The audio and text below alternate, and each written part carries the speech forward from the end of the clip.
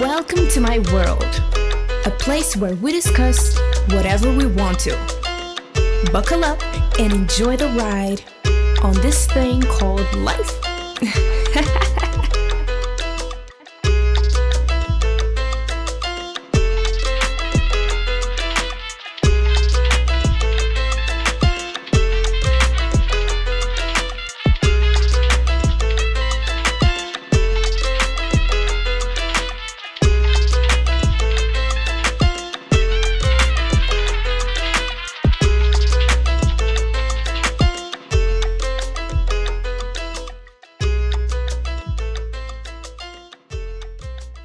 Hi guys, welcome to the very first episode of Mary's World.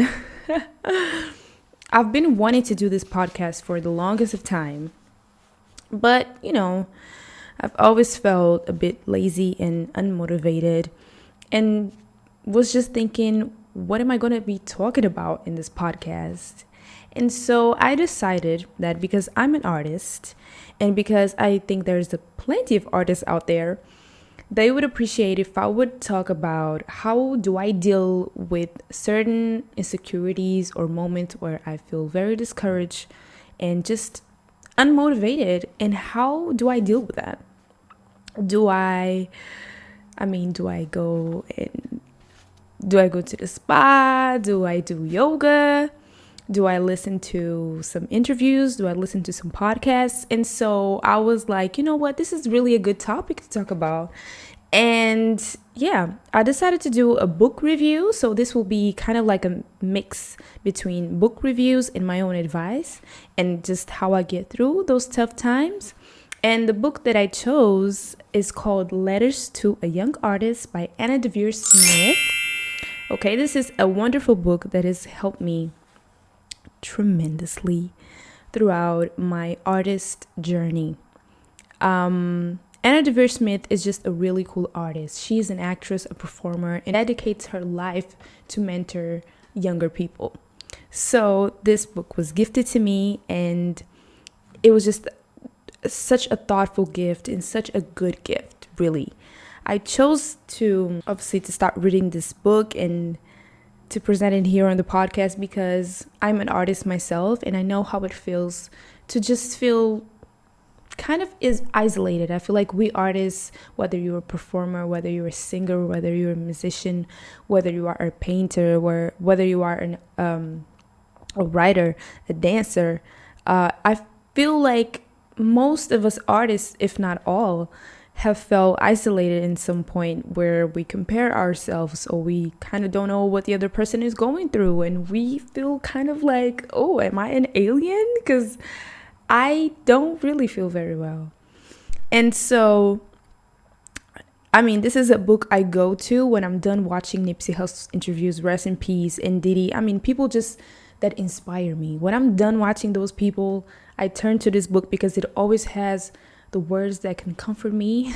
They're like a warm blanket, and that I feel like people can really learn from and just lean onto this book to feel warmer and better. So let's dive into it, okay?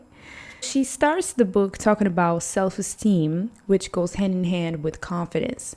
Pretty much, if you want to succeed in this artistic world, you have to have a lot of confidence. It's the whole saying, you have to fake it till you make it. And not only that, I feel like you kind of have to have that self-esteem for yourself. So even if others are not acknowledging your work, you have to go for it and acknowledge it yourself first, and then turn to others for, I would not say confirmation, but kind of validation, like, okay, I'm doing the right thing. So she really goes in and talks about the self-esteem. And there's a quote that really stood out to me that I'm going to read for y'all because I like y'all. So she says, so self-esteem is that which gives us a feeling of well-being, a feeling that everything is going to be all right, that we can determine our own course and that we can travel that course. That if everything were to fall apart, we could find a way to put things back together again.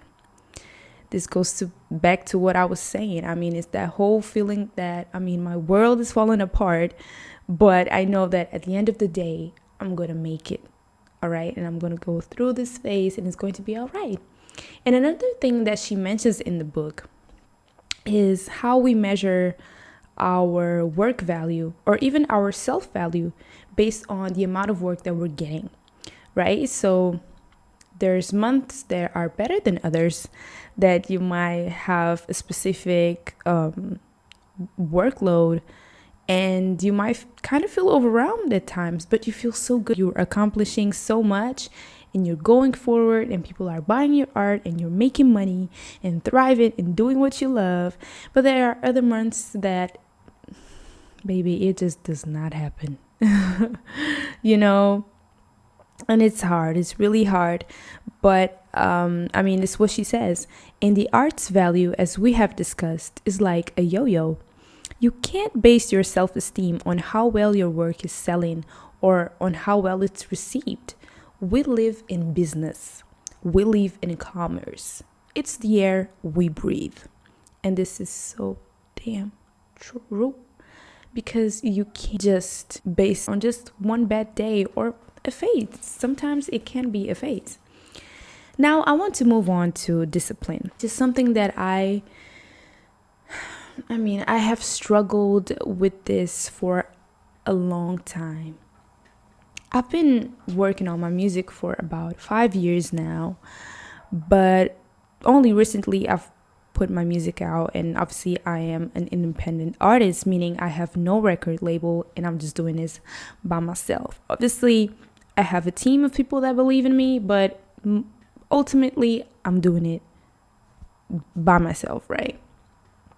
And so this is extremely hard. You really have to develop that self-discipline and kind of don't try and punish yourself because something is not working or you didn't do that specific task, right? I would say, even myself, I have to put myself sometimes on time schedule, just to get certain things done, because sometimes I just don't get it done. Like, I just be procrastinating and just thinking about stuff that I should have done, and then I get anxious and I don't get it done, which is what I should have done in the first place, right? And so she says discipline, both mental and physical, is crucial. All of the successful artists I know are very disciplined and very organized. Even if they don't look organized, they have their own order, which is very true. You can't judge a book by its cover. There are a lot of artists and a lot of people that you might think that their life is in shambles, or the way they're doing things is a little bit like suspicious. Like, what are they doing? Is that person okay? This is not the way things should work out. Believe me, they know what you're doing. So you better, worry about your own damn life. But this is very true. And it goes back to the comparison. You're over here comparing yourself to other people that you shouldn't even be doing that. You should just be worried about your own damn self. And I feel like procrastination just does this all the time. It blocks you and it paralyzes you. And for real, like, this is 2020 and this is a new year that we can improve this. She says, sometimes procrastination abounds because you really don't have a clear idea of what you are trying to do and where it's going. Then the exercise of visualizing what you are trying to do, what you want, what your goal is, can be helpful. Then again, this happens because we don't know what we want, or we have a lot of ideas and we can't really organize them all together. So we start thinking about several stuff, and then it's all a mess. It's all a mess because you can't organize it. So you just fill up with all of these ideas, but you can't really put it to work because you have a lot of stuff in your head, and then you just procrastinate and don't end up doing anything. So organizing your ideas is a really, really cool tip if you really want to make it into the arts. And I feel like all of this happens truly because of fear. Now, fear is something that we all can relate to. Even the most successful artists, even the least one, even the one who hasn't released anything, fear can paralyze you, but I feel like fear can make you want to see the other side, right? The other side where you're not fearful, where you are fearless and you are doing what you want and what you deserve and what you know that you are capable of, right? So she has this beautiful quote that totally resonated with me and gave me a lot of strength to do certain things in my life, including this podcast. Because, a lot of times people like to label artists, right? They like to say, oh, you this, you that, you. No, I am an artist, meaning I am talented at many things, or maybe just one or two. But if I decide to go ahead and do them, it's okay. It's all right. So let me just go on and say the quote. The life of an artist is risky. There's a lot to be afraid of. Poverty, no health insurance, no dignity when you can't find work, dealing with people at every level who are thinking of you as a commodity.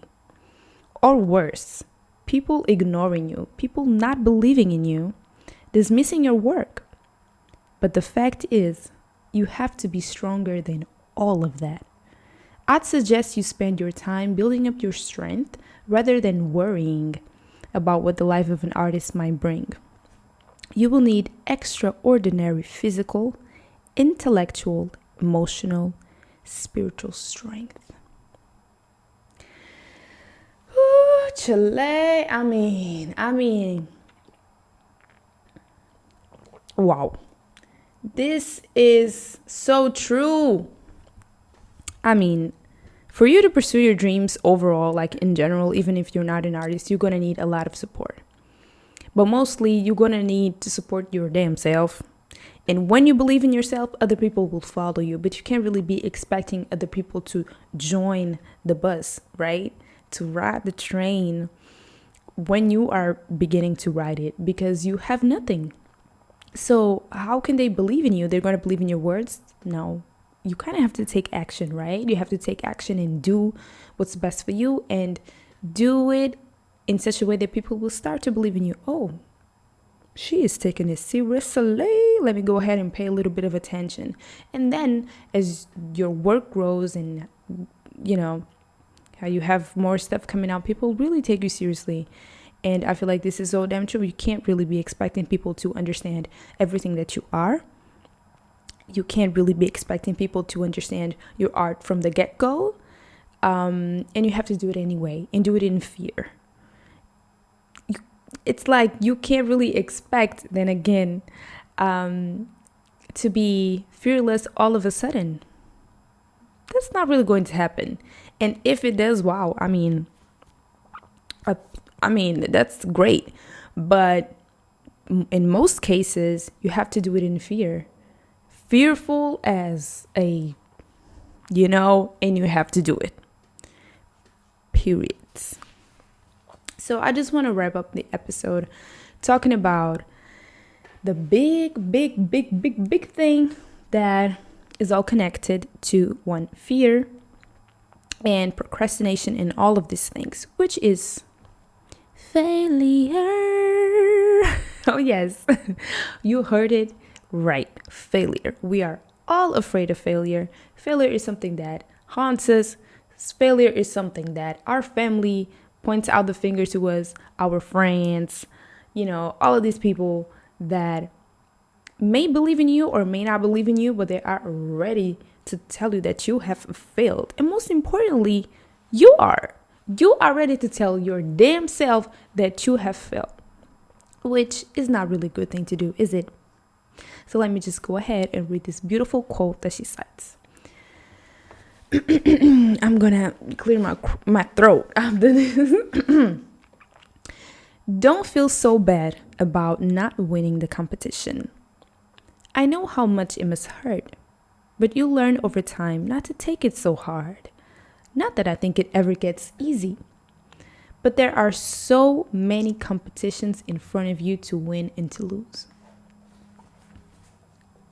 Don't be wasting your time, pretty much. Okay, there are many things that you are going to win. There are many things that you are going to lose at. So, the quicker you fail, the quicker you'll get up and the quicker you will learn to navigate through life, because it's not a continuous line. Life is full of ups and downs, and it's the beautiful dance that we have to get used to, the ups and the downs, and being sad and being happy, and appreciate the yeses, because you're going to hear a hell lot of no's.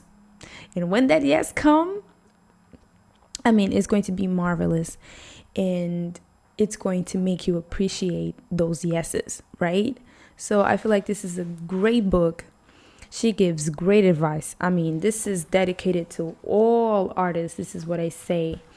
This is what she says. If you are interested in reading the book, if you are an artist of any age, if you are learning the ropes of your art form, and if you want to learn more about the rules of the road in the business of making and selling art, busy is you. I've written this book for the next generation of artists. It takes a lot of skill, human understanding, stamina, courage, energy, and heart to do that.